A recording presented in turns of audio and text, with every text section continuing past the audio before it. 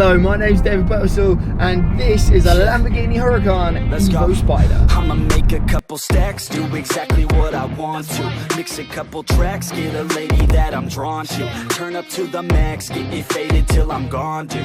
I do what I want, couldn't stop. Yeah, I actually can't believe it either. Lamborghini trusted me with one of their cars. And I thought, well, what would you guys want to see? You'd want to see exactly what you'd do if you were given a car for the very first time with Lamborghini. So, I'm heading off to my mate's house in Essex, pick him up. We're probably just going to go grab a coffee and just have fun in this amazing car. I thought, well, before we get there, probably the best thing to do is start off by just talking you around the inside of the vehicle. Because I know that you guys really want to see how fast this thing is, how amazing it looks, and how great it sounds. But it's also worth noting that the interior is a pretty important component of what makes a Lamborghini a Lamborghini. First off, I'm getting all sorts of fighter jet vibes around here.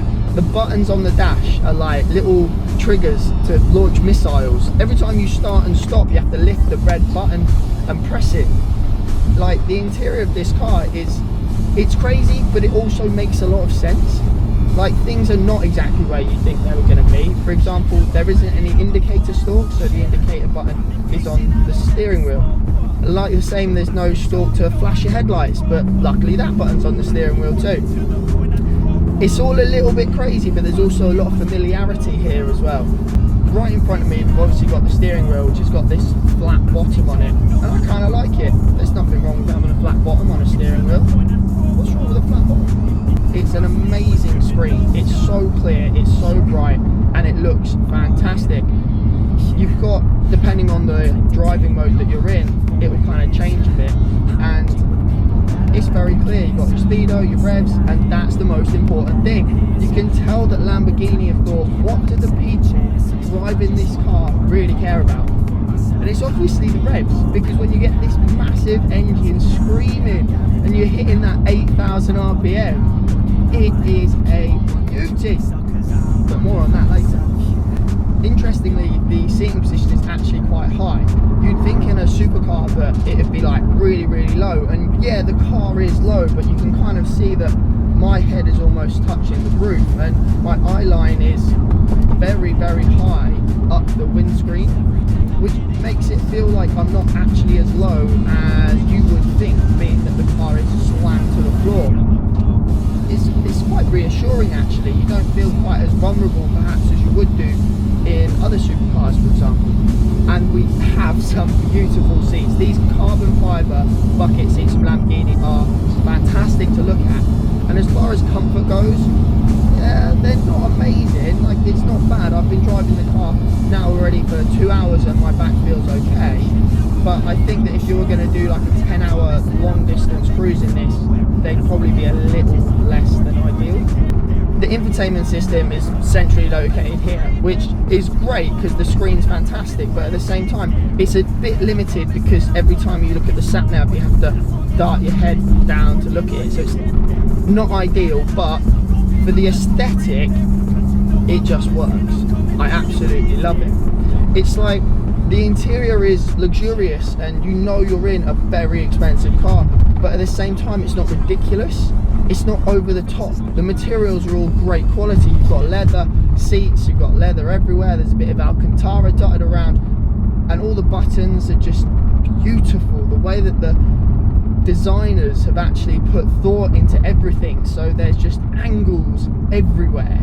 The buttons, the indicators, everything. It's a really beautiful place to be.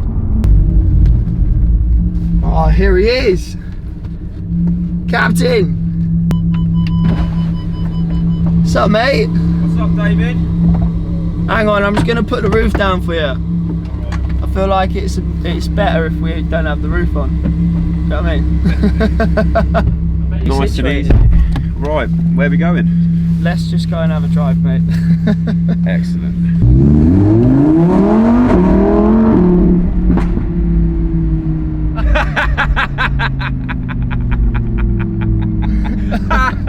Lovely day for it. I know, right, let's do some official car reviewing. We've got to have our serious faces on for this. Yeah? Really serious in a Lamborghini with the roof down in I'm just totally laid back today. The things that are really important about it Yeah. is that it's got 640 horsepower and 5.2 litre V10. naturally aspirated V10. Naturally aspirated. That's What does the that key mean? thing. It means there's no turbos, no superchargers, nothing. It's just raw, power. naturally aspirated. Yeah. Yeah. So there's 3 modes for the drive-in. We've got Strada, which is the street mode, which is what we're in at the moment. It's very quiet, calm and considered. Then we've got Sport, which is kind of self-explanatory. Yeah. And then Corsa, which is all the track mode. Now, I reckon I'm quite a good driver, but there's not a chance I'm putting this in track Corsa. mode. No, don't. It's just not worth it. I mean, it's just not worth it. I mean, it's incredibly leisurely, unsurprisingly leisurely. Unsurprisingly, it's surprisingly leisurely. Surprisingly leisurely. You know what my lingo's like. I know, like right now we're doing 18 miles an hour, but we're in 4th gear, right? And it's so smooth and it's so quiet. It's very peaceful. I feel like being like an Audi A4 or something. Yeah, it's calm, and the steering's gentle. There's plenty of visibility when the roof's down. Yeah. And this street mode is... It's comfortable, I'd say. Yeah, I've been driving it around London. I've been driving it around London for a couple of days, and you're not obnoxious the whole time. Do you know, like back in the day, supercars are just so loud all the time. Everyone's like, "Oh, who's that?" It's intimidating and difficult to drive. It's like it wants to be on the front foot back in the day, whereas now you feel like you can just mooch around. Yeah. In 4th gear at 20 miles an hour. You know what?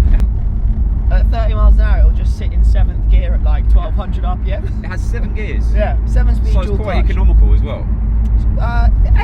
Relatively speaking. I mean, considering it's what, a 5.2 640 horsepower V10. That's it, mate. Do you know what? It's actually got some special tech. Yeah. In that when you're cruising on the motorway, it will deactivate half the cylinders. Oh, so hybrid. And so it's basically a hybrid. It's not difficult to drive at slow speeds, and it's really quite comfortable. You would think on the Pirelli P0 tyres that are like an inch thick that the ride would be unbearable. Yeah, but it's fine round the here. suspension, the dampening, the suspension is not. It's quite forgiving actually. Surprisingly so. Yeah. I was actually in a Bath 595 a few weeks ago, and the suspension in that was significantly more intense and stiff than this. It was more uncomfortable than this, was it? Yeah. So this is good because we were just on Mersey Island, pootling around, being respectful to the neighbours, yeah, and not being those idiots in a supercar that everyone we're not hates. being too Essex, are we, right now? No. If you want to start turning things up a little bit, we just hit this button into Sport, and it will activate the valves in the exhaust. So it opens it all up. Ooh. You hear that? Oh, so it's instantly you feel like you're in a supercar all of a Now sudden. it feels like we're in a supercar. And what happens when you accelerate? Well, you first off obviously downshift twice. 2nd gear. To 2nd gear.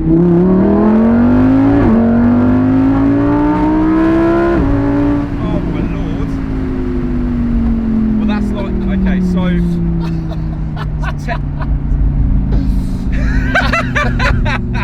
just the technical details. What's this? 0 to 60 in 3.1 seconds. Yeah, 0 to 63.1 seconds. Top speed is 202 miles an hour. I mean, that acceleration there it caught me off guard, if I'm honest.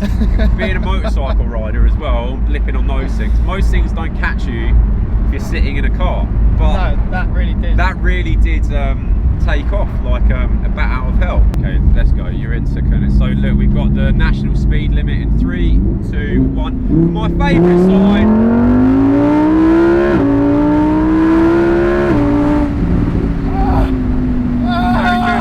Very good. Right. So we've got a little left-hander coming in here. I'll talk you through it. You keep going, keep going, keep going. Right here. We've got a right hand, left hand. Pull it down a little bit here into right hand. You're good. Follow through. Into a tight left. Very nice. Little tight left here. It's not too bad. 3, 2, 1. Clear, clear, clear. Very nice. It's as nippy as a motorbike, really, isn't it? You can grab those opportunities that you just wouldn't get usually in most cars. All right.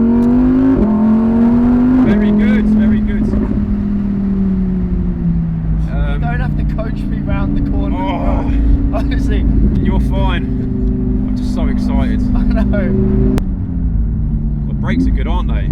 Yeah. The brakes are good. This is a good opportunity whilst we're stuck behind some bicycles to tell you that it's got carbon ceramic discs, so the Carbon stopping ceramic power discs. is fantastic. I mean, we did just stop on a dime.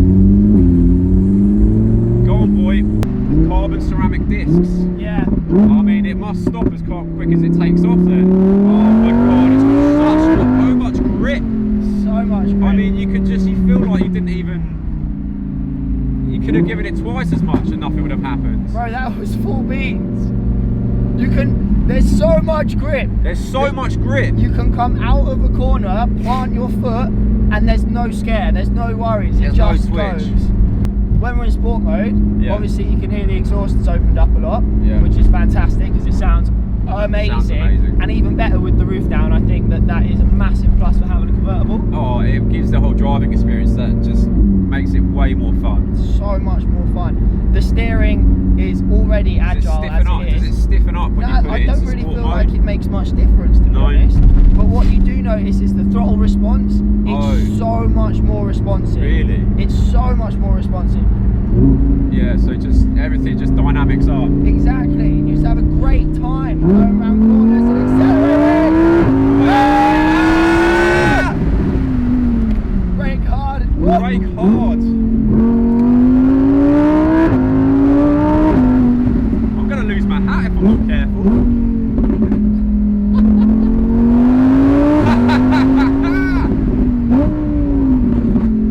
I knew you'd like these roads. Essex does deliver in great places. It sounds phenomenal. The crackling on the overdrive is just, it's addictive. Yeah, right. Being a passenger, you know, a lot of the time you're driving quick, you feel terrified and somewhat out of control, but knowing you're in such a high performance car with just ridiculous amounts of tech, stability and grip, I feel happy sitting here, especially when you're driving to the speed limit around every single corner. You know, we're not breaking any rules. Obviously not. Like, it's a de-restricted road, 60 miles an hour is all we achieve. Yeah, national speed limit. But because there's so much grip, because there's four-wheel drive, you honestly just have so much confidence. Like, the car never does anything you don't expect. It's like constantly. Does it feel like it's going to unsettle through any of the corners? Now, am I correct in saying that this is four-wheel steering? Yes, four-wheel steer. So the back wheels will turn to make you go round the corner faster. Yeah. So what it does with it's the like four-wheel being steer, on rails. yeah, you basically, by having the rear wheels steer into the corner, it changes where the pivot point of the car is. So instead of you pivoting around the rear wheels, you're pivoting through the centre of the car. Yeah, exactly. Yeah, right. So it's just right round the centre of the car. And I guess then it just allows you to give it more power through the corners. You can turn sharper, you can turn quicker, you feel more confident with it. I mean, it feels completely different to my Volkswagen T5, which, may I say, is a fantastic utility vehicle. That most people do say that often the comparison is you either get a Volkswagen T5 van or a Lamborghini Huracan Evo Spyder. Yeah, exactly. It's one or the other usually. Mate, what a drive. Oh, I mean, this thing is ridiculous. I mean, look at it. Look at it, it's fantastic. And let's actually just take a moment to look at it because it's beautiful. I mean, it's so good looking. I have to wear my sunglasses if I'm honest, but I'll take them off for the purpose of the camera. Do you know what it is about the Huracan is that it's so angular. Like, there's just lines everywhere, like yeah, everything. Even on the inside, you can see there's a lot of triangles, there's a lot of octagons, there's a lot of corners. Yeah. I mean, that is a classic Lamborghini styling detail. I mean, I know we haven't got the camera at the back, but I actually think the back of the car is the best looking part. Is it? Well, yeah. let's start on here. How do you feel about this front section? It's so low and it's so angular down to the front. I mean, the designers have done a good job here.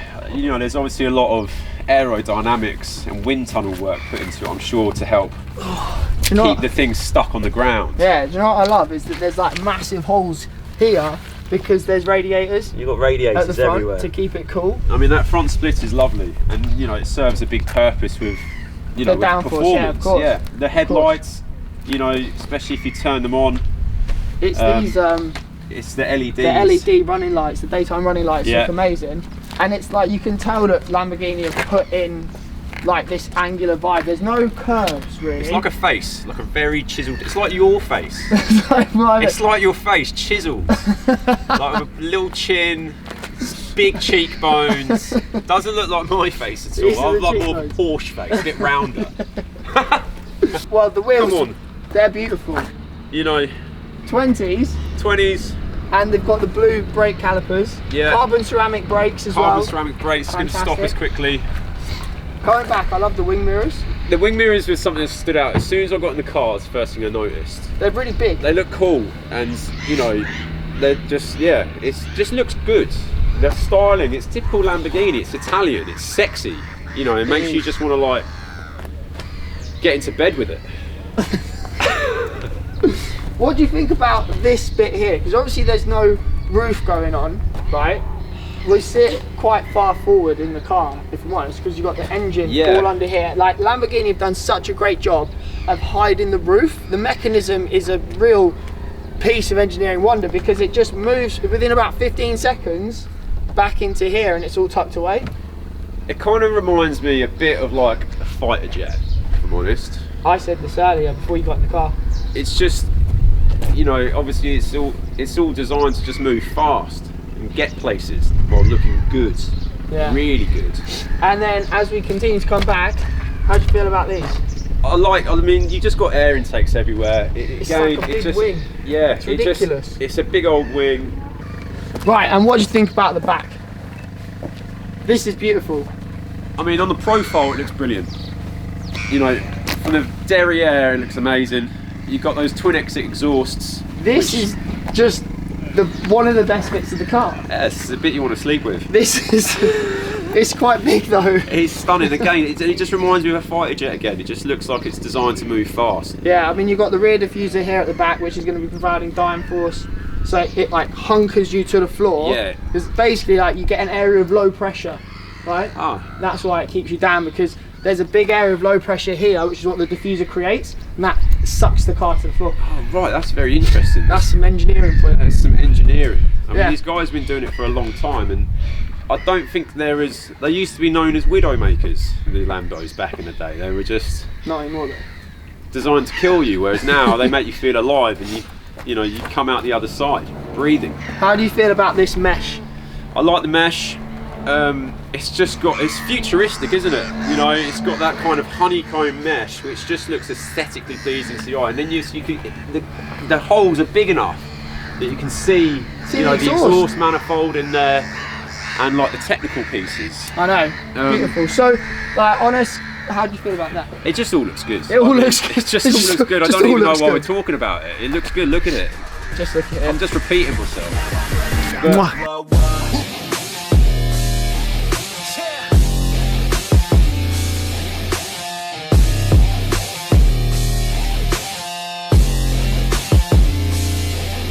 So here we have it, the Lamborghini Huracan Evo Spyder. Does the roof detract from the experience? Hell no. My personal favourite is having the roof down so you can hear that wonderful exhaust and them 640 rampant Italian horses absolutely screaming and potentially causing a nuisance. As we found out. As we found out earlier.